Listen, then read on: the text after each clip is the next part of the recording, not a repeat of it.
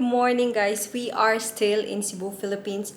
Mual-bualan right now. Nagstay kami dito sa Vailtin Homestay. Maganda yung lugar nila guys and I'm here with the whole family. Kaya lang, sa sobrang ganda, nakalimutan kong mag-vlog.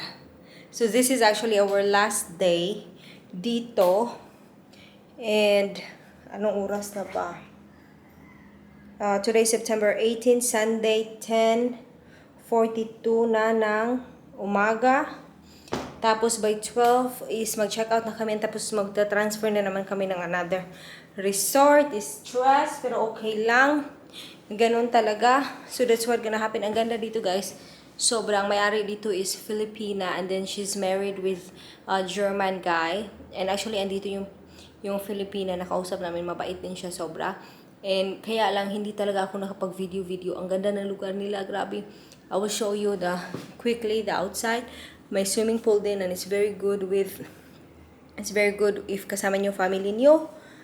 Kasi, napakalaki ng room.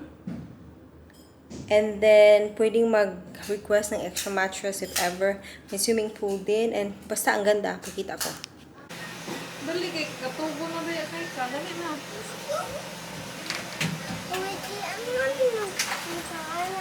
Ha? Okay. Oh.